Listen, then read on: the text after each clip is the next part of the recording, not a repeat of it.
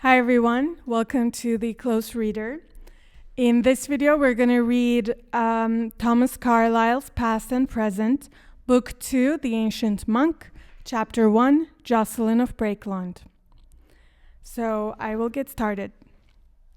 We will, in this second portion of our work, second because we're now in the beginning of Book 2, and in previous videos we had read the entirety of Book 1, which consisted of 6 chapters. So we will, in the second portion of our work, strive to penetrate a little by means of certain confused papers, printed and other, into a somewhat remote century, and to look face to face on it in hope of perhaps illustrating our own poor century thereby. It seems a circuitous way, but it may prove a way nevertheless. For man has ever been a striving, struggling, and in spite of widespread calumnies to the contrary, a voracious creature. The centuries, too, are all lineal children of one another, and often, in the portrait of early grandfathers, this and the other enigmatic feature of the newest grandson shall disclose itself to mutual elucidation. This editor will venture on such a thing.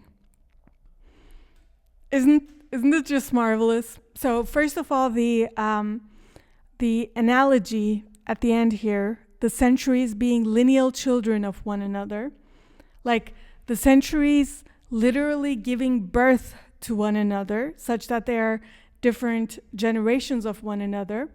And here, in general, Carlyle is making the case, why should we read anything about this Jocelin of Brakelond, who is as previously I had given an introduction of, he is a monk in the 12th century. England, which by Carlyle's time is like 650 years prior to his time. So Carlyle is saying, okay, we're trying to understand our present, and so we're trying to illustrate our own poor century by looking on the face of a remote century. And he's giving the rationale that by looking towards the grandfather in the portrait of early grandfathers of the current century, which is the 12th century or the medieval England, we're gonna understand. So we're gonna have some mutual elucidation about this or the other enigmatic feature of the newest grandson, which is the current century that Carlyle is writing. Yeah, just like very beautiful. We also see like Carlyle often zooms in and out from the societal commentary to the individual. So we've seen previously how Carlyle said, well, unwise actions in a person's individual life lead to misery, and the way they should get out of that situation is by not complaining, but by instead taking towards wiser actions. Well, and then he immediately zooms out and says, so should 27 million people of England. So should the society. So Carlyle's logic is very much similar from the individual to a society of men. And here we see the same. We see like centuries and societies across centuries being likened to a grandfather and a grandson, and having like almost like genetic traits or various other traits that are preserved among them, even though of course the people are completely different. Okay, besides in editors' books, and indeed everywhere else in the world of today, a certain latitude of movement grows more and more becoming for the practical man. Salvation lies not in tight lacing in these times, how far from that in any province whatsoever. Readers and men generally are getting into strange habits of asking all persons and things, from poor editors' books up to church bishops and state potentates, which means monarch, not by what designation art thou called, in what wig and black triangle dost thou walk abroad. Heavens, I know thy designation and black triangle well enough, but in God's name, what are you? What art thou? Not nothing, sayest thou, then how much and what? This is the thing I would know, and even must soon know. Such a pass I am come to. So Carlyle is making now another case for why reading this ancient monk is going to help us in the present. And he's saying, like, we need everywhere, we're seeing a certain latitude of movement instead of like a tight lacing.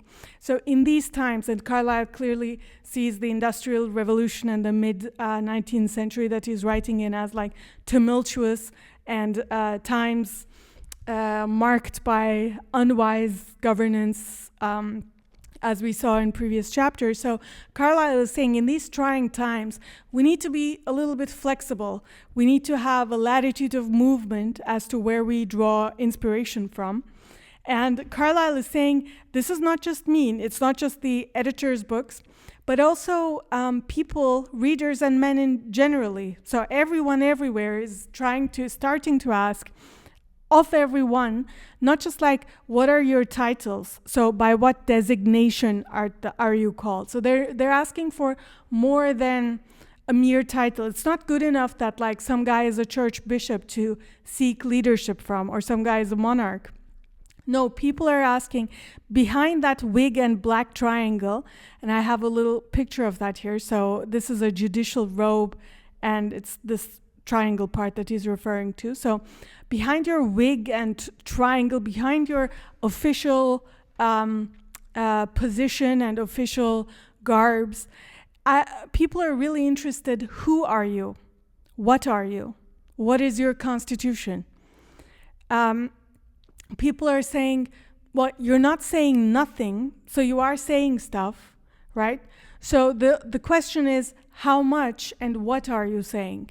So people are very critical, very evaluative of their of people ostensibly in high positions around them, and because it is such a pressing time and a tumultuous time, people must know that it is a time for looking beyond mere superficialities and understanding deeply who the people behind the authority figures are. What weather symptoms, not for the poor editor of books alone.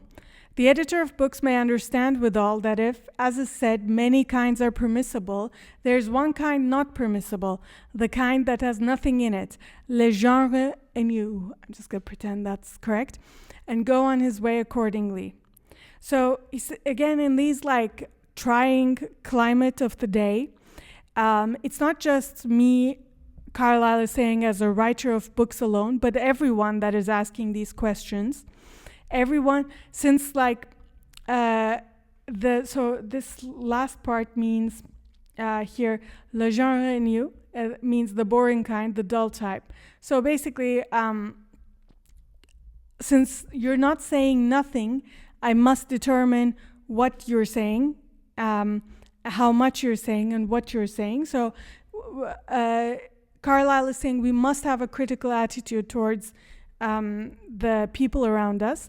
And in terms of this latitude, like we can, I think this is a case for, so people, now Carlyle, he's going to spend all of book 2 talking about this monk from 650 years ago.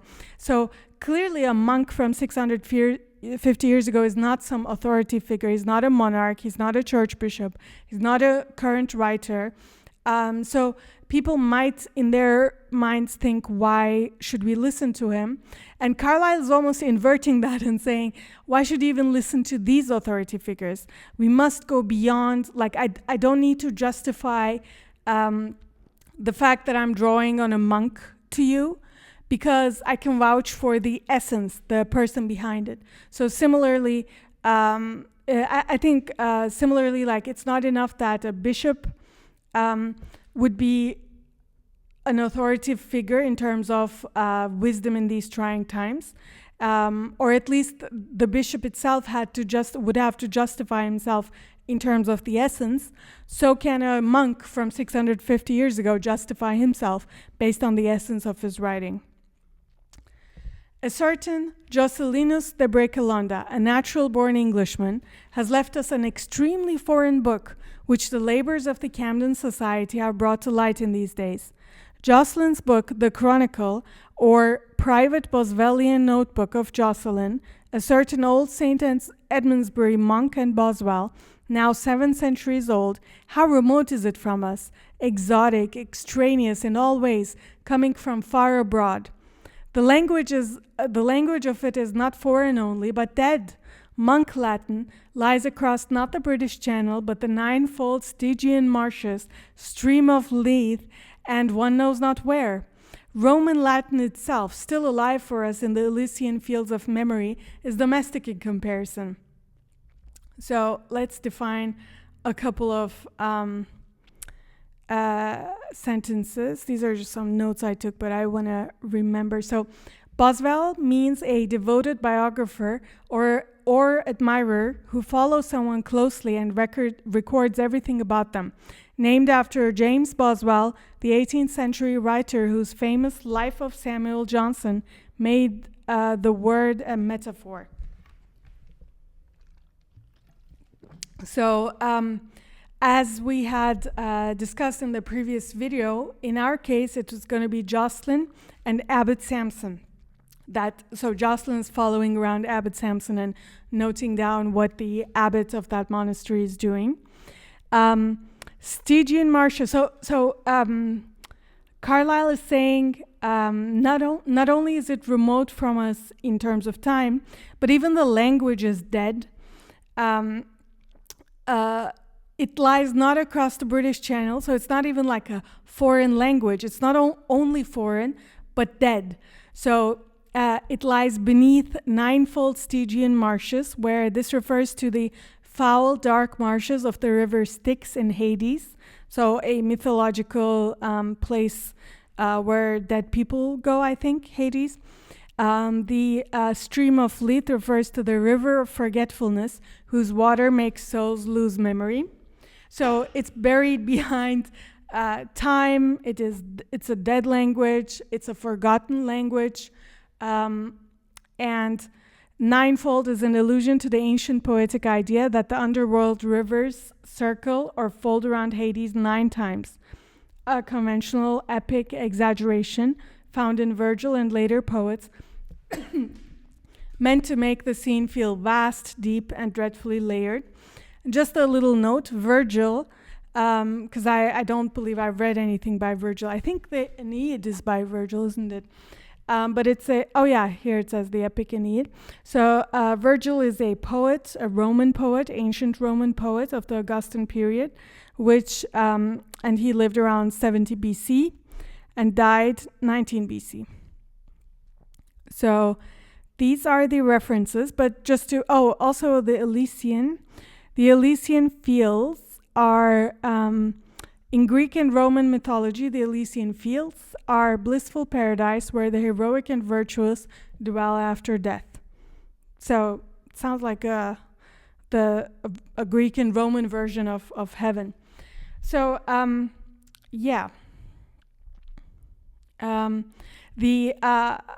we get the sense that this monk Latin, so it's we get the sense of a very foreign reference.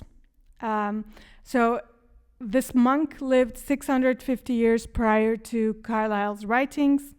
He is writing in a language that is dead, that is foreign to England and dead to England, and dead to time, dead and buried. So it's not recently dead. There's nothing recent about it. The only sort of recent one is Roman Latin. So by comparison, he's saying like this monk Latin. So we all think of I think modern day, when I say it was written in Latin, I'm just thinking of something like a uniform Latin language. But clearly we get the sense that Roman Latin is practically domestic compared to this monk Latin that Jocelin was writing in. And so Roman Latin is kind of in our recent and happy memories. Monk Latin, thoroughly dead inside the ninefold marshes of Hades. So very far away from the presence of Carlyle. And then the ideas, life furniture, whole workings and ways of this worthy Jocelin, covered deeper than Pompeii with the lava ashes and the inarticulate wreck of 700 years. I mean, this makes me think, like Carlyle said just a page ago, he said, you can see this or the other enigmatic feature of the newest grandson of the present time in the portrait of the early grandfathers. But here we see a contrast, like the times that this monk lived in, the language the monk wrote in, and then even just the ideas and the workings and everything are deeply remote and far away and buried. So it is going to be interesting how in the rest of the book, not in this chapter, but the rest of the book, as Carlyle works through Jocelyn's writings, he's going to pick moments and places and place some thoughts that are elucidating the present time, considering how remote Jocelyn is from Carlyle. I also love this phrase, I just made a note of it, life furniture, and he's listing this amid another list of Jocelyn's ideas, workings, ways, and life furniture. The idea that I think a present analogy might be something like mental model, that there are mental ways of doing things, maybe habits, maybe models, that in terms of your life can be considered basically furniture. So not unchanging, but pretty unchanging and pretty solid across time. I thought that was very interesting, this way of referring to those. Jocelin of Brakelond cannot be called a conspicuous literary character. Indeed, few mortals have left so visible a work or footmark behind them. Few mortals that have left so visible a work or footmark behind them can be more obscure. So, Jocelyn's work has survived, but Jocelin himself is pretty obscure. He does not have a large footprint. One other of those vanished existences whose work has not yet vanished, almost a pathetic phenomenon, were not the whole world full of such. The builders of Stonehenge, for example, or alas, what say we, Stonehenge and builders? The writers of the Universal Review and Homer's Iliad, the paviours of London streets, sooner or later the entire posterity of Adam. It is a pathetic phenomenon, but an irredeemable, nay, if well meditated, a consoling one. So, first, I just thought I should put my notes to the side, easier for me to see. So, Carlyle here is saying the writer of the work, of the notes, has vanished, but the work itself has not yet vanished.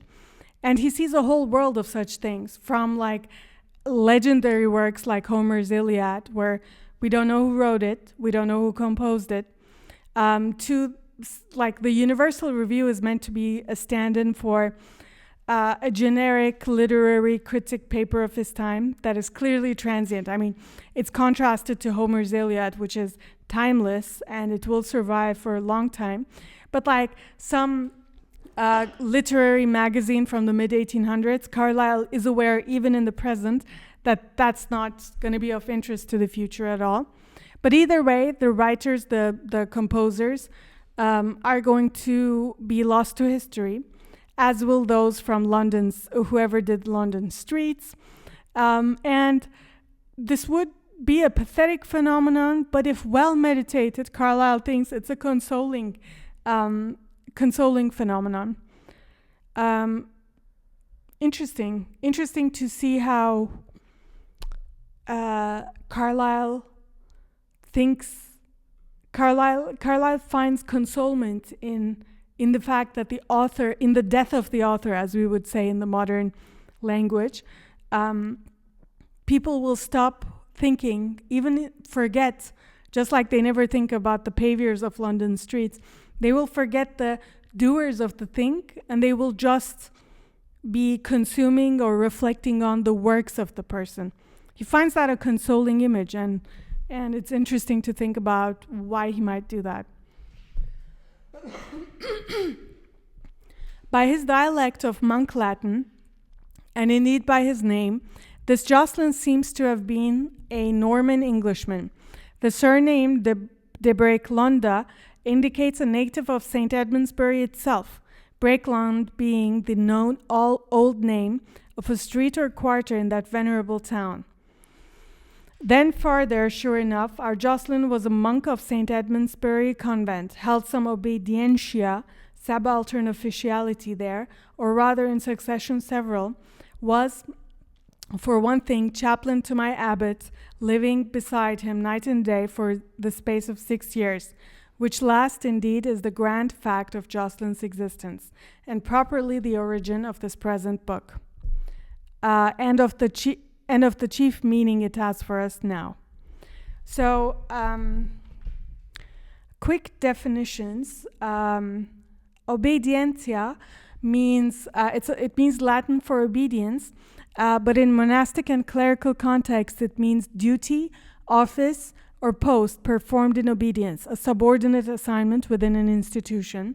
So we know that from other readings, we know that Jocelin was a master of novices. He was the guest master at one point. So and he's primarily and one of Lord Abbot's chaplains. Subaltern. Another definition, subaltern officiality. That means lower ranked or subordinate, especially in military or bureaucratic hierarchies. Okay, so Carlyle is saying, like, this guy, Jocelin, he was a monk at this convent. He held a couple of positions, nothing too big, and was primarily serving Mr. Lord Abbot Sampson. And that he is recorded, so that is the grand fact of Jocelin's existence and properly the origin of this book. So the chronicles are mainly about his actions, his interactions with this Abbot Sampson, and that's the chief meaning his chronicles have for us in the present day. He was, as we've hinted, a kind of born Boswell, though an infinitesimally small one. Neither did he altogether want his Johnson even there and then. Johnsons are rare, yet as has been asserted, Boswell's perhaps still rarer. The more is the pity on both sides. So Carlyle is saying, first of all, this Johnson is referring to Samuel Johnson, which, as we know, we had previously said, Boswell was referring to James Boswell, who's a writer who wrote about the life of Samuel Johnson. So Carlyle is making an analogy. Jocelin is like this Boswell, and the Abbot Sampson is like Samuel Johnson to Boswell. And saying it's rare to have people like Samuel Johnson. It's rarer to have them simultaneously with a guy like Boswell that's going to write down what they're saying. So this is a happy coincidence that they're both present at the same time together. This Jocelin, as we can discern well, was an ingenious yet ingenuous, a cheery-hearted, innocent yet withal shrewd, noticing, quick-witted man, and from under his monk's cowl has looked out on that narrow section of the world in a really human manner, not in any simial, canine, ovine, or otherwise inhuman manner, afflictive to all that have humanity. Okay, so, I wanted to quickly show actually the picture of Samuel Johnson. You're immediately going to recognize it. I was so surprised. This is like a very modern meme, like when somebody doesn't understand something or is skeptical of something, they use these pictures of Samuel Johnson, who himself, by the way, was a English writer who made lasting contributions as a poet, playwright, essayist, moralist, literary critic, sermonist, biographer, editor, and lexicographer. So that's what Mr. Johnson was. Now I'm going to define some terms. So ingenious, we already know, it's like clever, crafty, inventive. Ingenuous means open and honest, innocent, naivete, without deceit. We're going to see Jocelin over and over again referred to as having like this childlike innocence about him. And then Carlyle, it's so interesting. He makes a very emphatic point that Jocelin records things in a very human way, not in a simial, which means ape-like, canine, dog-like, or ovine, sheep-like, or otherwise inhuman manner. So this is interesting. It's interesting why, I mean, of course we know that anyone who writes anything is writing from the point of view of a human, but Carlyle makes a big point of saying so, which does indicate he perceives, perhaps referring to the previous times where he's talking about the unveracities and the shams. He's saying like there's a lot of, he seems to be saying a lot of the present writing is not human scale or not really coming from a human point of view. So maybe has a lot of like fakeries. They're trying to fake something else and they're losing the human touch and the human perspective. So Carlyle is really holding in high esteem that the account we get from Jocelin is a human account. The man is of patient, peaceable, loving, clear smiling nature, open for this and that. A wise simplicity is in him, much natural sense, a veracity that goes deeper than words. Carlyle is really, I think, hinting that everything he perceives in his present England, which is these sham people, the unveracities, the chimeras, he seems to see none of that in Jocelin's writing. Jocelin is smart, if not is smart, witty, fun, childlike, but there's nothing fake about him. And Carlyle is really responding to this veracity. Veracity, it is the basis of all, and some say means genius itself, the prime essence of all genius whatsoever. So this, I mean, is a sentence to reflect on, because Carlyle is contrasting it here. Like, genius does not mean especially clever, especially complex. He constantly keeps talking about Jocelin as a rather simple, innocent, shrewd sort of person. And he's saying this innocence is part of his genius, maybe the essence of genius. Our Jocelin, for the rest, well, another thing to, by the way, point out is that if veracity is so essential to genius, or maybe genius itself, the thing itself, it's obvious that Carlyle sees very little of that in his modern England, which is just flooded with shams and fakenesses and chimeras and unwise actions. So definitely Carlyle sees very little of genius in his present time. Our Jocelin, for the rest, has read his classical manuscripts, his Virgilius, his Flaccus, Ovidius Naso, of course still more his homilies and breviaries, and if not the Bible, considerable extracts of the Bible. Okay, so quick definitions. Virgilius is the poet Virgil that I had referred to before. Flaccus refers to Horace, a Roman poet who lived 65 to 8 BC.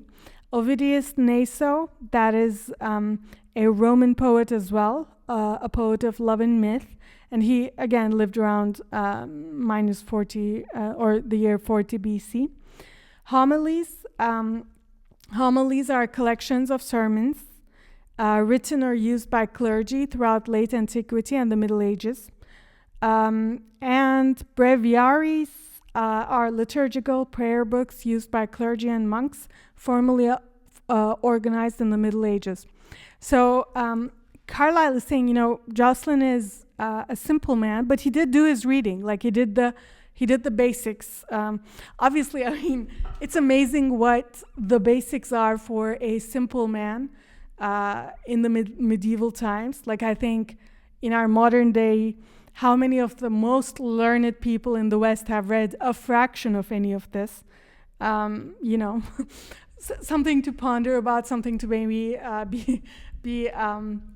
smash your head against the wall about. But like, so Jocelin, and it's also interesting what the basics of his time, of the medieval times are. So there are a bunch of Roman poets. So Jocelin lived around the year in the 1100s and 1200s, right? So these are texts, like the Roman texts are those about 12 centuries before his time. And he's done a bunch of those readings, Jocelin. And he also read his homilies and breviaries. So he read the kind of religious prayer books and sermons, collections of sermons and stuff. Now, so Carlyle is saying like Jocelin has done the reading. You know, we're referring to him as simple, but he's not like uneducated. Here's something that I found just interesting and so casual it's not even explained. But Carlyle says, if not the Bible, so even if Jocelin may not have read the whole Bible, at the very least, I mean, we don't know if he did or not, but at the very least, Carlyle is making the case, Jocelin has read considerable extracts of the Bible. I found this pretty shocking because we know from the previous video, from our research, that Jocelin was a monk at this monastery for 30 years. Okay? So like, I would imagine there would be no... It's crazy to think that he may not have read the whole Bible. I would have thought he would have read the Bible 30 times over. So it is interesting, like a medieval monk could reasonably have read all of these, Roman authors and all of the liturgical prayer books and sermons and stuff, but maybe only read sections of the Bible. Like that's a plausible, reasonable thing that may have existed. And the fact that he read considerable extracts of the Bible is a testament to how well read that monk is, even though it's over the course of 30 years. Like, just fascinating. It shows how not centered, not as much as I thought in my mind's eye, the Bible is or was to the medieval monks. Then also, he has a pleasant wit and loves a timely joke, though in mild, subdued manner, very amiable to see. I mean, Carlyle really likes this fellow. A learned grown man, yet with a heart as of a good child, whose whole life indeed has been that of a child. St. Edmundsbury Monastery, a larger kind of cradle for him, in which his whole prescribed duty was to sleep kindly and love his mother well. This is the biography of Jocelin, a man of excellent religion, says one of his contemporary brother monks. Eximie religionis potens sermone et opere. So, clearly, like from the description of Carlyle throughout, you can see this is the kind of man he doesn't see that much anymore. Like a grown man, but a heart as good as that of a child.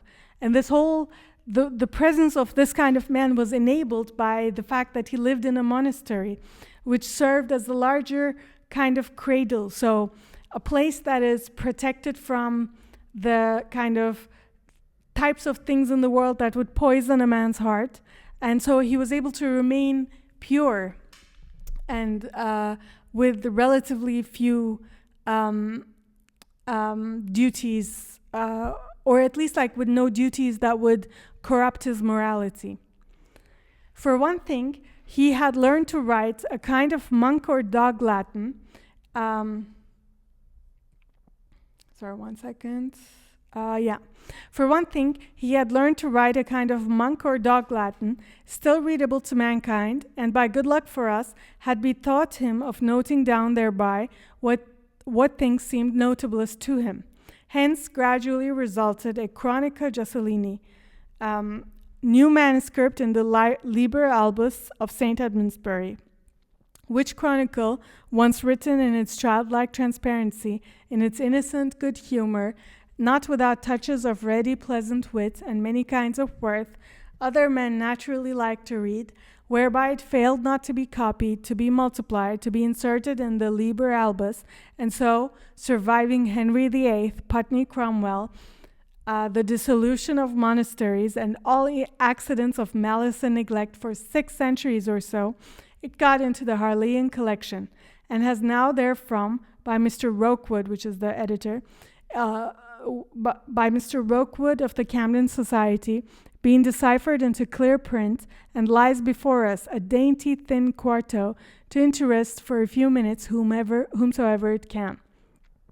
So this is Carlyle like poetically saying that the writings of Jocelin have survived 6 centuries, and we're going to explain the references in a bit, but it survived 6 centuries, and initially it survived because in its childlike transparency. So I asked ChatGPT, like, what's up with this dog Latin reference? So dog Latin means bad, crude, unclassical Latin, which means Latin with broken grammar, awkward vocabulary, or mixed with local words. So Carlyle is saying Jocelin didn't write elegant Ciceronian Latin, but rather rough monastery Latin, the kind medieval monks used, serviceable, simple, sometimes incorrect, but understandable. So the fact that he used a kind of cruder form of Latin, but had all these like innocent and good-humored stuff that he wrote, the things that had seemed notablest to him, to Jocelin, were interesting to read. This caused his manuscript to be copied, like copied meaning obviously not Xerox, but copied by hand. And previously we looked at the book we're talking about is like 200 pages. So even if we remove like the notes, the glossary, and the preface and stuff, maybe at least 100 pages of it is pure like Latin writing. And that had to be copied by hand over the years. It also was inserted into the Liber Albus, so that means white book. It usually refers to a medieval register or record whose pages are left clean or white for official entries. So by being copied, the Jocelin's chronicles were entered into the official register of the St. Edmundsbury Monastery. And finally, they survived all these like adverse events that happened across 6 centuries. So I'll explain some of the references. Henry VIII is the King of England who reigned in the early 1500s, and he's known for breaking with the Catholic Church. And as we know, St. Edmundsbury is a Catholic monastery, so this was, as Carlyle clearly says, this manuscript survived Henry VIII, so clearly Henry VIII wanted to destroy these types of artifacts. Putney Cromwell. Thomas Cromwell of Putney lived from 1485 to 1540, so again in the early 1500s. He was the Henry VIII's chief minister who engineered major religious reforms. So Putney was basically Henry VIII's right-hand man, and they were enacting very anti-Catholic reforms and measures across England. The dissolution of the monasteries was a program in which Henry VIII and Cromwell closed, seized, and destroyed English monasteries. So amazing that this piece of work by Jocelin survived all of that for 6 centuries or so, and finally got into this Harleian collection, which is a collection of medieval and other writings that were started by the Harley family in the 1800s, and has now therefrom by Mr. Rokewood of the Camden Society. Camden Society being a society that resurrects these old texts, being deciphered into clear print, and lies before us a dainty. And finally, like all this, Jocelin's work has survived enormous adversities. It's been copied, first of all, then entered into the official register, and then survived all these adversities to finally be processed 6-7 centuries later deciphered and put into print from like, why does it say clear print? Because previously it was actual handwriting, which is a lot harder to read. So finally it's been deciphered, it's been put into print, and finally lies before us to interest for a few minutes whomsoever it can. So Carlyle is really, really recognizing the fortune, the good fortune it is to be able to read something that is 650 years old, that like easily could have been lost to history across time. Here too, it will behoove a just historian gratefully to say that Mr. Rokewood, Jocelyn's editor, has done his editorial function well. Not only has he deciphered his crabbed manuscript into clear print. Crabbed here means difficult to read, cramped, irregular, messy, or awkward in handwriting and style. So I just love that there's like a word for it, a crabbed handwriting. Not only has he, the editor of Jocelyn, who works at the Camden Society, not only has he deciphered his Jocelyn's crabbed manuscript into clear print, but he has attended what his fellow editors are not always in the habit of doing, to the important truth that the manuscript so deciphered ought to have a meaning for the reader. The Carlyle is like, the deadpan delivery, the jokes of Carlyle is a pleasure to read. So Carlyle is saying, not only has he literally deciphered it, as in put things into clear print from bad handwriting, but he, Mr. Rokewood, made sure, has taken care that the thing that he has deciphered should actually have some meaning. So he's taken some steps to extract this meaning. So, and Carlyle is doing a dig at the other people at the Camden Society who are obviously working at other texts, not Jocelyn. And he's saying, like, these other guys, they're not always in the habit of attending to this meaning thing. So now we're about to see what has Mr. Rokewood done to extract this meaning. Standing faithfully by his text and printing its very errors in spelling, in grammar, or otherwise, he has taken care by some note to indicate that they are errors and what the correction of them ought to be. Right? So the editor, he has faithfully reprinted what Jocelyn has wrote, but then like in the notes and the margins and stuff said, wherever there are errors, he's pointed the errors out and made the corrections known as well. Jocelyn's monk Latin is generally transparent as shallow, limpid water. Limpid means perfectly clear, transparent. So the monk Latin, it's easy to understand, but at any stop that may occur, of which there are a few and only a very few, we have the comfortable assurance that a meaning does lie in the passage and may by industry be got at. That a faithful editor's industry had already got at it before passing on. So Jocelyn's monk Latin, it's not usually very difficult to understand, but occasionally there's like something below the surface that needs to be properly understood, and the editor has already got at it. So the editor, Mr. Rokewood, has already figured it out, and he's put it in the margins and in the notes. So he has done the work and done the digestion for the reader, so that it's easier to understand and get through.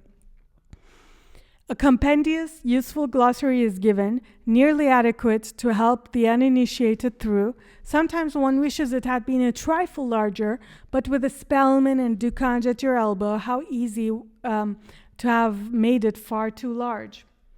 So, okay. So Carlyle is saying, Mr. Rokewood did give a useful glossary to accompany Jocelyn's writings.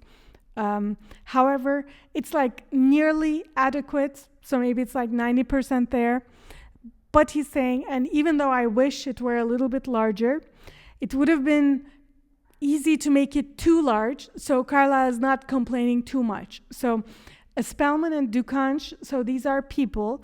It refers to Sir Henry Spellman, who lived around 1600, an English antiquary, a man who researches the ancient times. who wrote major works on medieval law, church terms, and Old English institutions. And Ducange, Charles de Fresnes sur Ducange, who also lived in the 1600s, a French scholar whose glossarium is the great dictionary of medieval Latin and a foundational reference work. So Carlyle is saying, even though I wish the glossary was a little bit larger, knowing that the work of these guys, the giant tomes of these guys, are at your elbow, so at Mr. Rokewood's elbow, so probably literally on his desk by his elbow, he is commending Mr. Rokewood, the editor, that in his ability to restrain himself to make the glossary too large. So it's better that it's like a little bit small than like way too large and overwhelming. Notes are added, generally brief, sufficiently explanatory of most points.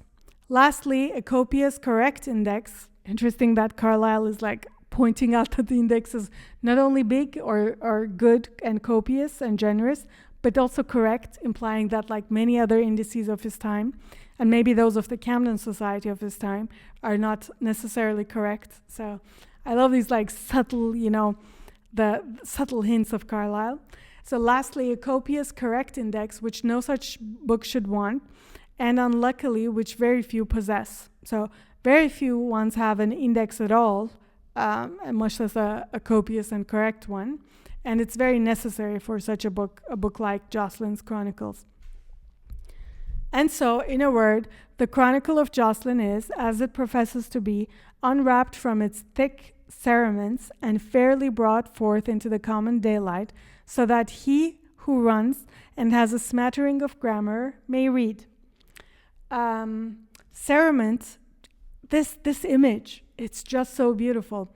So cerement means a burial cloth or shroud, especially one used to wrap a corpse, right? So the Chronicles of Jocelyn were kind of lost to time, like deeply buried, and it's been unwrapped through the work of the editor. It's been unwrapped and brought to daylight fairly, so that now, like at this point, thanks to the work of all those people, of those who preserved it, copied it, put it into the Harleian collection, and then of Mr. Rokewood, who went through it and did the glossary and the index and corrected the errors. Now it's at a point, Jocelyn's Chronicles, where anyone in Carlyle's time, anyone who has the basic qualifications of like reading can read it. He's saying anyone who runs. So I think this is like in the modern day we would say anyone with a pulse and a smattering of grammar, like someone who understands language even just a little bit, may read and may understand this 650-year-old book. We have heard so much of monks everywhere in real and fictitious history, from Muratori annals to Radcliffe romances. These singular two-legged animals, like he's otherizing them. They're humans, so obviously we know them, but to us they might as well seem as foreign as a different species. These singular two-legged animals with their rosaries and breviaries, which are the, what did breviary mean again? A liturgical prayer book. Okay, so with their rosaries and their breviaries, their shaven crowns, hair silities, and vows of poverty masquerade so strangely through our fancy. And they are in fact so very strange, an extinct species of the human family. A veritable monk of Bury St. Edmunds is worth attending to, if by chance made visible and audible. So Carlyle is saying like these monks are so strange to us. To me as well now in 2025, but clearly to Carlyle as well. So they were not like a thing that was common in the 1800s. By the way, monks look like this, so with the shaven head and stuff. And they're, what's the word that they used before the monks? Was it crown.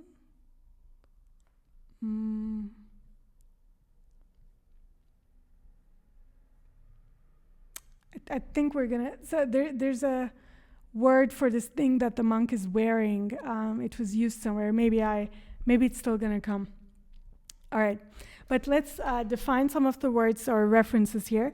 So the Muratori Annals are the scholarly historical annals compiled by Ludovico Muratori, who was born in 1670, an Italian historian who edited massive collections of medieval documents. And Radcliffe Romance refers to the Gothic novels of Anne Radcliffe, who was born in 1760s, known for melodramatic, atmospheric, and suspenseful fiction like The Mysteries of Udolpho. Right, so he's saying Carlyle, like, clearly these monks are so strange to him. He's read about them, both in like official or real documents as well as in fiction. So these monks exist in popular fiction, they exist in important collections of documents. They are these two-legged animals with the others otherizing. So they're these species of person who have their rosaries and their liturgical prayer books, and they have their shaved heads. The haircilities, this is like a Carlylism. It's the combined word of hair splitting and facilities. So it refers to the fussy, microscopic, nitpicking abilities of over-exact scholars. So in this case, like these monks, they don't just look weird from Carlyle's point of view. They also like behave weird. They're like stuck on the minutia of things that from Carlyle's point of view, or in Carlyle's, they wouldn't really matter. They have their vow of poverty and stuff. So they're very much an extinct species. And therefore Carlyle is saying, like, if by chance we could actually see and talk to a monk like this, we really should. Like, it would be like studying an extinct animal. Here he is, and in his hand a magical speculum, much gone to rust indeed, yet in fragments still clear, wherein the marvelous image of his existence does still show itself, though fitfully, and as with an intermittent light. So he's saying here he is, as in like here this extinct monk actually is in Jocelin's writing. Speculum means mirror book. So in medieval literature, it's meant to say a work that is meant to reflect some domain of knowledge, like Speculum Historiale, the mirror of history, or Speculum Ecclesiale, the mirror of the church. So I love that, like, it's like a term of art, you know, a speculum, a book that is meant to reflect reality or a piece of reality in a particular way. So Carlyle is saying, like, this Jocelin's Chronicles, that is the speculum. It is the mirror book, the book that holds a mirror to life in medieval England. And he's saying a lot of it has gone to rust, like a lot of it we can't understand about that time, but some parts, some fragments of it are clear and we can see an image, even though it's fitfully, meaning in irregular bursts. So we don't understand everything, obviously, but some parts of it are clear to us. There is an intermittent light that we are shining on the medieval times. Will not the reader peep with us into this singular camera lucida, where an extinct species, though fitfully, can still be seen alive? Camera lucida means light chamber, and it's a 19th century drawing device that lets an artist see the subject and their own paper superimposed so that they can trace accurate outlines. So here's an image of the camera lucida. So Carlyle is saying Jocelin's Chronicles are like this camera lucida. So they're like, it's not the figure itself. It's not like a clear, high-resolution image of camera lucida, but it gives an outline of the figure. It gives us an outline of what life in the medieval times might have looked like. And Carlyle is inviting us, the reader, to step into this world with him and to understand and explore it. Extinct species, we say, now this is going to be interesting. Extinct species, we say, for the live specimens which still go about under that character, are too evidently to be classed as spurious in natural history. The Gospel of Richard Arkwright, once promulgated, no monk of the old sort is any longer possible in this world. So let me tell the meaning of the sentence, and then let me reflect on it a little bit. So Carlyle is insisting that this monk, Mr. Jocelin, the type of monk that he is thoroughly extinct, right? Doesn't exist anymore in Carlyle's England. And that's interesting because when initially now I agree with Carlyle, because in the previous video that I recommend you all watch, I did the deep dive on these chronicles of Jocelin, on the Camden Society, etc. And I was very surprised that the monks, in my mind, a monk in a monastery prays all day, meditates on the Bible, etc. So I was like, with the present technology of translation from Latin, I had some of the passages translated, and I was expecting to see a lot of like Bible thoughts, reflections on the guests that come into the monastery and stuff. And instead what I saw was this Abbot Samson, the head of the monastery, like arguing with the kings, leading knights, taking them to court. Knights meaning like the guys with the swords, the protector. So he's kind of like the head of police. He's counting the money, so it's like a mini IRS. He's collecting taxes.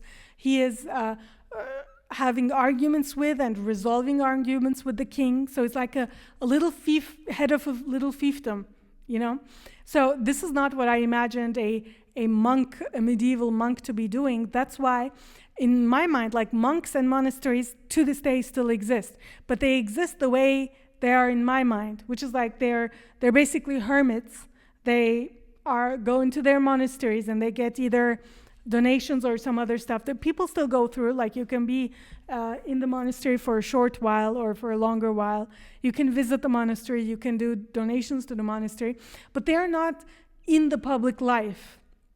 They're actually truly like urban hermits, or they might be urban, they might be suburban, but they do live like hermits. They are not. You don't pick up a newspaper and read about what the monks have been up to. Like they're completely removed from public life. So reading that kind of account from the 12th century was shocking to me. So I do agree with Carlyle. Like he's saying that kind of monk, the kind of monk that Jocelin was, is extinct. Now, I'm not sure if Carlyle is saying Jocelin is extinct quite in the same way that I am, but at least in my mind, they're extinct because they are not present in public life at all in the present century. So we'll see in further chapters what Carlyle means by extinct. But here Carlyle is saying, like, even though we have monks, so we have live specimens, even though we have people that still go about under that character, so they claim they are monks, they live in monasteries, they are to be classed as spurious, meaning false, fake, not genuine. So they're not the same thing as the medieval monks, because Carlyle is saying once the Gospel of Arkwright has been promulgated in society, no monk of the old sort is any longer possible. The Gospel of Arkwright refers to this guy, Mr. Richard Arkwright, the English inventor who created the water frame and became one of the founding figures of the Industrial Revolution, a symbol of factory power, machinery, and profit-driven production. So when Carlyle says the Gospel of Richard Arkwright, he means the new gospel, the guiding belief system of industrial capitalism, mechanical production, factory wealth, and the worship of material progress embodied by Arkwright's innovations. So Carlyle is saying, like, once we've switched over to this kind of belief of industrial production, of materialism, The monk of the old sort is no longer possible. There might still be people, there might still be called monks, they might live in monasteries, but they are not the same thing as this medieval monk. But fancy a deep-buried mastodon, some fossil megatherion, Ichthyosaurus, where begin to speak from amid its rock swathings, never so indistinctly, the most extinct fossil species of men or monks can do and does this miracle, thanks to the letters of the alphabet, good for so many things. Just amazing. So Carlyle is saying, even though this monk, this type of a monk is completely extinct, we are able to get him, he's basically like a fossil, but he's like a speaking fossil. The fossil does actually speak from the rock that it's embedded in, even though it's a little bit indistinct. He is able to speak because owing to the letters of the alphabet, right? Like, clearly it's not the bones of Mr. Jocelin that are speaking, it's his words, the letters, the words and the thoughts and the observations preserved by the letters of the alphabet. Because thanks to language and letters and writing, it is possible to connect with someone 650 years ago. That this miracle of a speaking fossil is possible. I want to define some of these fossils. First of all, it's amazing.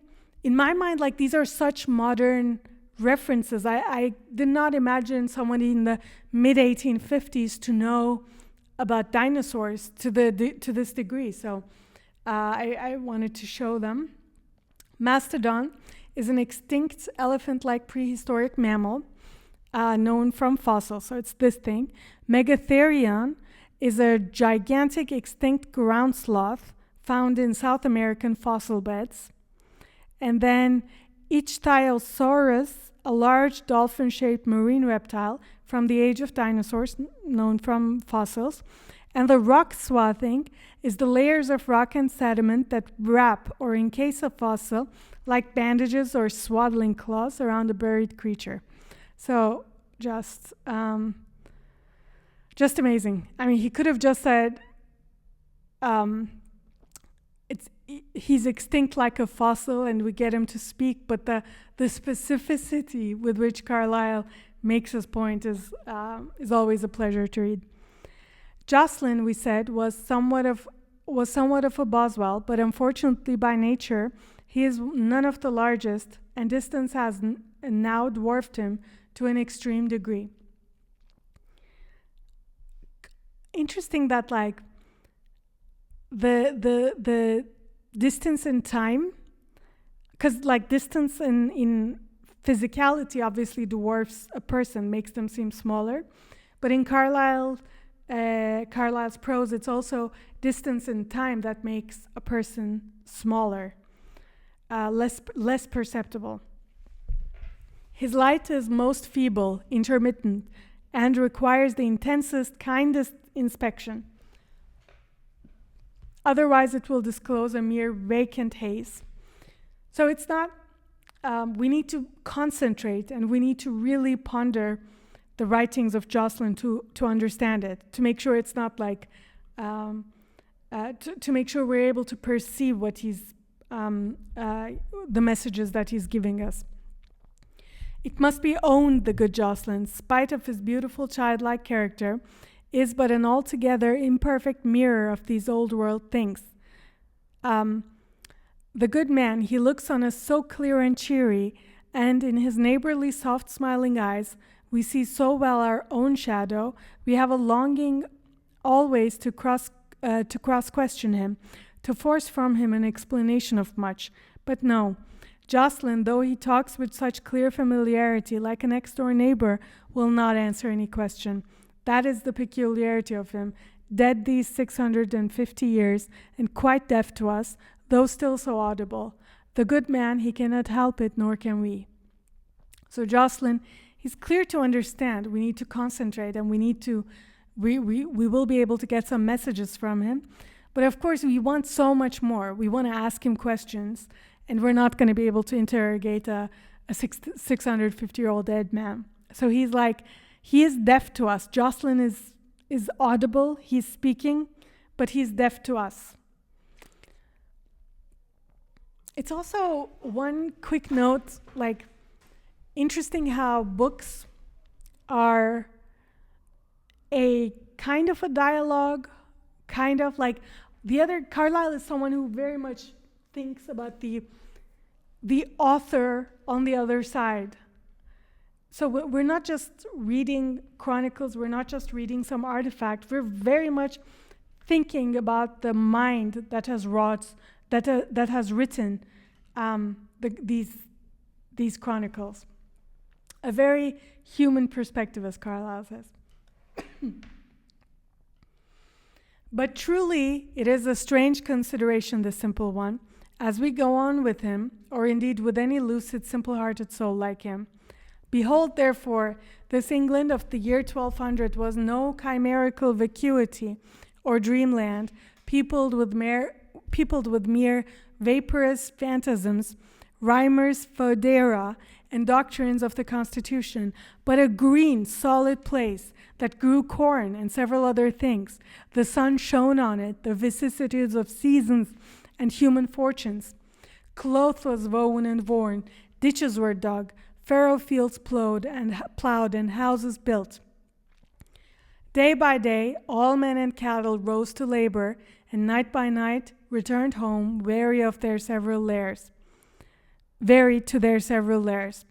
In wondrous dualism, then as now, lived nations of breathing men, alternating in all ways between light and dark, between joy and sorrow, between rest and toil, between hope reaching high as heaven, and fear deep as very hell. Not vapor, phantasms, rhymers, foedera, and all. So here, Carlyle is keeping perspective. So Carlyle said a lot about how Jocelin is a type of extinct character. His perspective is not found in the modern world of Carlyle. The type of monk that this Jocelin is not seen in the monks and monasteries of Carlyle's time.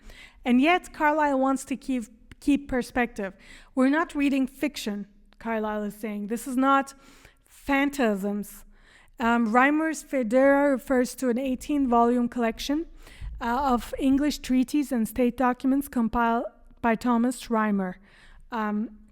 So we're not reading like fiction, phantasms. We're not reading abstractions like state documents and treaties and doctrines of the Constitution. Like we're not just reading words and abstractions or even imaginations. This place that we're talking about, medieval England, it grew corn, people wore clothes, people plowed their fields, and they reaped stuff, they sowed stuff. So it was very much also the cycles of life that are present in Carlyle's time, like the dualism of the day and the nights, and joy and sorrow, rest and toil, and hope and fear. All of those were present in Jocelin's time. So Carlyle is making the case to make sure we're not like caricaturing and cartooning and otherizing the time to the point that we become unrealistic. He's very much saying we need to be realistic. Just like the dinosaurs, they lived in a realistic universe. Like they were not cartoon characters. They also had like sun and night. They had to eat. Like they had to eat stuff. They had to hunt stuff probably. Like any kind of real understanding of dinosaurs would entail knowing how they lived in a realistic universe of that time. So do we need to make sure we keep a realistic perspective on Jocelin's time. Coeur de Lion was not a theatrical popinjay with greaves and steel cap on it, but a man living upon victuals not imported by Peel's tariff. There are like a million references here, so I'll pause. Coeur de Lion refers to Richard the Lionheart, King Richard I of England, who reigned from 1189 to 1199. So Richard the Lionheart is overlapping with Jocelyn's time. So Carlyle is saying like Coeur de Lion, Richard the Lionheart. Now popinjay, was not a theatrical popinjay. Popinjay means a vain, showy, preening person, a fappish, brightly dressed, empty peacock of a man. Like he was not some caricature of a king, somebody who's just like wearing interesting stuff, which is probably what Carlyle's view in Carlyle's time. Carlyle, the people thought of Richard the Lionheart, like some theatrical character with weird clothes. With greaves, greave means a piece of armor for the lower leg or shin, and steel cap is a metal helmet. So he's not just like some theatrical, vain character that is dressed weird from the perspective of the 19th century. No, he was a real man living upon victuals, like he ate real stuff, probably food not imported by Peel's tariff. So this is a little dig to Carlyle, to the modern tariff. Carlyle keeps referring to like corn laws and stuff.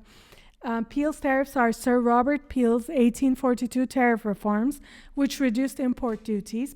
And Carlyle is joking that the food that Richard the Lionheart ate was not affected by modern tariff policy. So probably was not coming from overseas, but actually real medieval food grown in England. Coeur de Lion came palpably athwart this Jocelyn at St. Edmundsbury and had almost peeled the sacred gold ferratum, or St. Edmund shrine itself, to ransom him out of the Danube jail. So, as mentioned, ferratum is the shrine of St. Edmund, and obviously it's very valuable. It's made of gold. And Richard the Lionheart, he came upon this Jocelyn. So we're going to, in future, I'm sure, see some chapters where Jocelyn and Richard the Lionheart were where Richard the Lionheart features in Jocelyn's writings. And this king, he almost took the shrine to ransom himself out of the Danube jail, which is the prison in which Richard the Lionheart was held captive by Duke Leopold of Austria, later the Holy Roman Emperor. And that was historically near the Danube.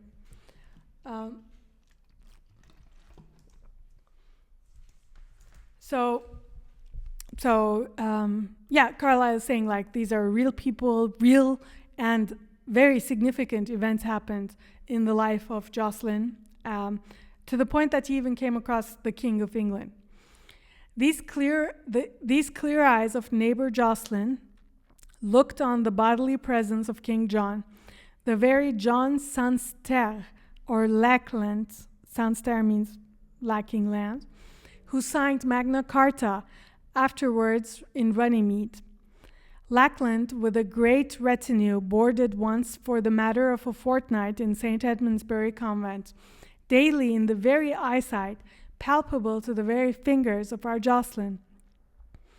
Oh, Jocelyn, what did he say? What did he do? How did he look like? How lived he? At the very lowest, what coat or breeches had he on? Jocelyn is obstinately silent. Jocelyn marks down what interests him, entirely deaf to us. With Jocelyn's eyes, we discern almost nothing of John Lackland. So, John Lackland, King John, is a king that reigned from 1199 to 1216. So, again, overlapping with the writings of Jocelyn. And he too, just like this other king, he too stayed at St. Edmundsbury Monastery with his retinue, so with a bunch of people. Fortnight is, I think, 14 days. So he stayed for about 2 weeks, literally within the eyesight, within earshot of Jocelyn, the medieval monk whose chronicles we're reading and we're going to reflect on, Carlyle's going to reflect on. And Carlyle wants to ask him, like, this is the King John, the one that signed the Magna Carta. He is so significant to this day and also to Carlyle's day, right? So Carlyle wants to ask him a million questions about his 14 days, about the 14 days that King John spent there. And Jocelyn has not noted them down. They were just not remarkable enough to Jocelyn. Lackland, by the way, is a reference to, so that's the nickname of King John, meaning John the Landless, because as a younger son, he initially inherited no significant territories compared to his brothers. And then Runnymede, where the Magna Carta was signed, I just never knew this. It's like this place, this red place, which is a little bit southwest of London, or central London. And then the breaches, the things like Carlyle wants to ask, I mean, obviously, he wants to ask way more. He wants to ask, what did the king do? What did he look like? How did he live? But even like something as small as what kind of a coat or breeches, and breeches are the knee-length trousers, the standard male lower garment in Europe from the Middle Ages through 18th century. What kind of trousers did the king have on, right? And Jocelyn is silent. He's not describing anything. Through Jocelyn's eyes, we discern almost nothing of this king. As through a glass darkly, we with our own eyes and appliances, intensely looking, discern at most a blustering, dissipated human figure with a kind of blackguard quality air in cramoisy velvet or other uncertain texture, uncertain cut with much plumage and fringing, amid numerous other human figures of the like, riding abroad with hawks. By the way, these are literal hawks, like the sport of falconry. Because I was like, does this mean, is this like an expression of the king's guards or something? No, like he's talking about literal hawks. Talking noisy nonsense, tearing out the bowels of St. Edmundsbury Convent, its larders, so the food stuffs, its larders, namely, and cellars, in the most ruinous way, by living at rack and manger there. Okay, so this whole sentence, this is what we're at most, like, intensely looking. This is the most we're able to gather about King John or John Lackland. He is a blustering, which means loud and boastful. Loud and boastful, dissipated means self-indulgent and wasteful. It's a loud, boastful, self-indulgent, wasteful human figure with a kind of, blackguard means vulgar, foul-mouthed. So vulgar man, just a loud, wasteful, vulgar man in crimson-colored, cramoisy means crimson-colored velvet or some other texture like velvet, so he has like expensive clothes, uncertain cut, a lot of plumage and fringing, so a lot of like ornamentation, riding with many people, so his retinue, riding around with the king's retinue, with his hawks, talking noisy nonsense, talking a lot, and tearing out the bowels of St. Edmundsbury Convent. So clearly this is not a pleasant guest. He is like basically raiding the kitchen, raiding the cellars where I'm sure the alcohol was kept. So he's just like, the king is enjoying himself in St. Edmundsbury Convent in the most ruinous way. Rack and manger means, figuratively, it means living at somebody's expense without restraint. So the king has no shame in how much of an expense he's causing, expense and inconvenience he's causing St. Edmundsbury Convent.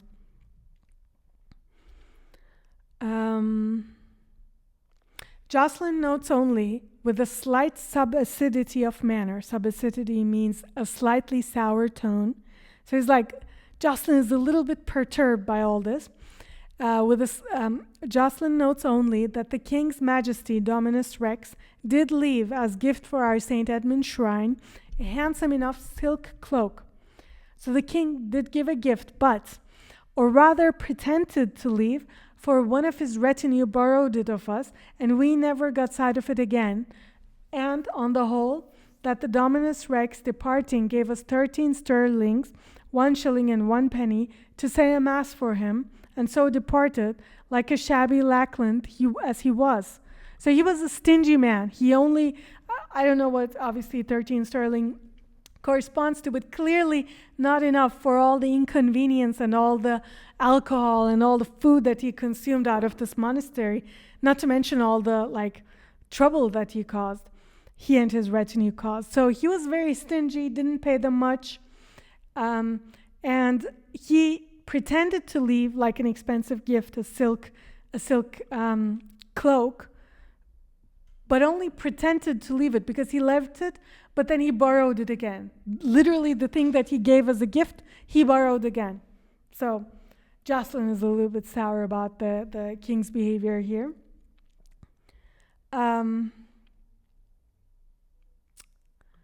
This was what the convent, 13 pence sterling. This was what the convent got from Lackland for all the victuals he and his had made away with.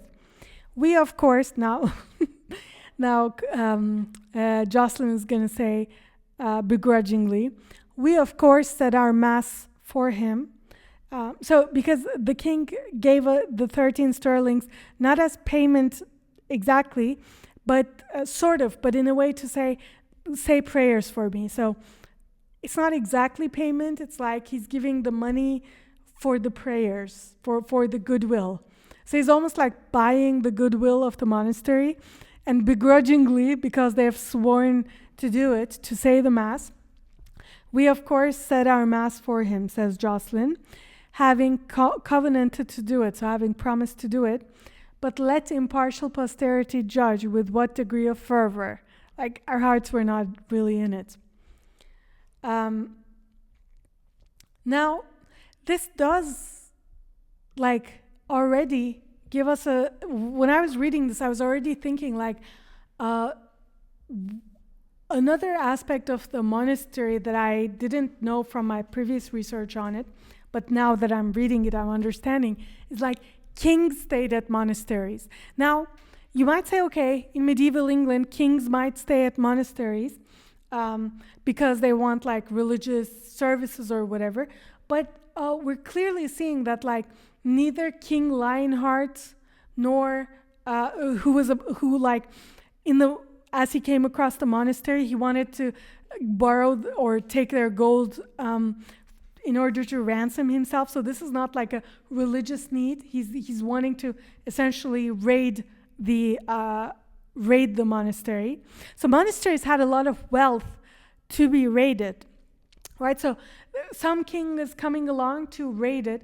Another king is coming along to stay for 2 weeks, and he's very stingy. He doesn't leave much money, but he's also not doing this to have some sort of religious service during his time there. He is raiding the closet. He's drinking. He is eating. He is noisy. This is not a king who needs to do some serene religious reflection about his next steps. He's literally using it as a hotel, or even less than a hotel. He's using it like college kids use a Miami hotel on their spring break. This is a break for him. Now, this is so interesting, because why would you stay at a monastery if you're a king and if that's your purpose, right? I don't get the sense that John Lackland had any religious purpose in staying at that monastery, and he paid, so he doesn't even he's not even trying to raid the wealth of the monastery. So why the monastery? Why does a king and all his retinue and his hawks stay 2 weeks at a monastery to do it? This makes me think I don't understand medieval society much at all, because wouldn't there be hotels? Wouldn't there be other places for the king to stay? And even if, let's say, there are hotels, is it that the fact that it's cheap, I suppose, to stay at the monastery, does that factor in the calculus of a king? It's fascinating. I'm really looking forward to seeing what Jocelin is writing and his interpretation through Carlyle's eyes and thoughts. Okay. And our last part. And in this manner vanishes King Lackland, traverses swiftly our strange intermittent magic mirror being the speculum, the Chronicles of Jocelyn. So he makes a small appearance. This whole king that stayed for 2 weeks, he only makes a small, strange, intermittent appearance in this book, jingling the shabby 13 pence merely, and rides with his hawks into Egyptian night again. It is Jocelyn's, I'm not sure why it says Egyptian night, interesting, I haven't researched that. It is Jocelyn's manner with all things, and it is men's manner and men's necessity. How intermittent is our good Jocelyn, marking down without eye to us what he finds interesting. How much in Jocelyn, as in all history, and indeed in all nature, is at once inscrutable and certain, so dim yet so indubitable, exciting us to endless considerations. For King Lackland was there, verily he, and did leave these 30 sterling, these 13 sterlings, those were real, if nothing more, and did live and look in one way or the other, and a whole world was living and looking along with him. There, we say, is the grand peculiarity, the immeasurable one, distinguishing to a really infinite degree the poorest historical fact from all fiction whatsoever. Fiction, imagination, imaginative poetry, etc., except as the vehicle for truth or fact of some sort, which surely a man should first try various other ways of vehiculating and conveying safe. What is it? Let the Minerva and other presses respond. But it is time we were in St. Edmundsbury Monastery, and 7 good centuries off. If indeed it be possible, by any aid of Jocelyn, by any human art, to get thither, with a reader or two still following us. So Carlyle is, in the last part, Carlyle is just setting the stage. Okay, so he's given us a thorough introduction, and he's saying, okay, reader, we're going to venture into this world 7 centuries off. I'm going there with the help of Jocelyn, our neighbor Jocelyn, and you, a reader or two, should follow us there. We're going there. Now, this part is very poetic, very interesting reflection by Carlyle. He's saying, there goes King Lackland. He vanishes from the mirror, he vanishes from the book. And so Carlyle is first saying, like, our perception of reality of medieval England, it's very intermittent. Like, we only get these little glimpses, these little glimpses. And there is a king and there goes a king. And so at once it's very faint and very inscrutable, but also certain, right? It is certain, it is a fact that it happened that King Lackland was there, and it is a fact that he gave these 13 sterlings. Those things happened. And many people's, he lived, other people lived, they looked in one way or the other, and they were looking on him. So these interactions really happened, and yet what remains of us, what we can glimpse, is so faint from that. And here Carlyle says there is the grand peculiarity, which basically distinguishes which distinguishes the poorest historical fact, the faintest one, the one that we can barely perceive, or at least know about, even if we can't perceive in the first person. The poorest of historical facts is distinguished to an infinite degree from all of fiction. The faintest, the poorest of historical fact is infinitely different from all of fiction, even the best, even the most high resolution of all fiction. It is distinguished by the fact that it actually happened. That is the peculiarity, the immeasurable thing. And so Carlyle is saying, if you want to be a vehicle for truth, if you want to speak the truth, Carlyle clearly has a very low, I mean, dare I say low, he's making in his mind an infinite distinction. If you want to learn about truth, you have to go to historical facts. As poor as they may be, you have to go to facts, the things that actually happened, and not fiction, not imagination, not poetry, not all of its various kinds. Even though they might be higher resolution, they might be more detailed and whatever. For Carlyle, the fact that something happened is the whole is the thing that matters the most about truth. So Carlyle, clearly around Carlyle's time, like Minerva and the presses, he's like, this is a cry to the literary and historical environment of his time. Clearly there are voices saying, we don't need to only rely on historical fact. We can also derive some truth from fiction, and Carlyle is thoroughly rejecting that.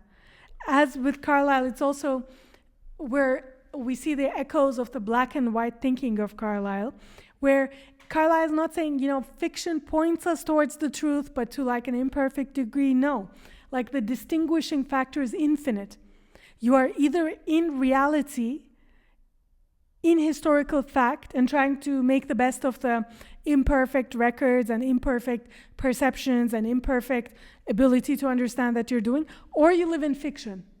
The difference is infinite. And so Carlyle is saying Minerva and the other presses, like he's crying out to the community, the historical and literary community of his time, and say, don't you understand? Don't you understand? If you want the truth, you cannot do this whole fiction thing. You have to try literally everything else before you resort to fiction. So yeah. We get Carlyle's opinions. We get Carlyle's little digs at the Camden Society's other editors. We get his points of view of various kings, as we get also his larger introduction to what he's about to say for the ancient monk. This concludes the chapter 1 of book 2 of Past and Present.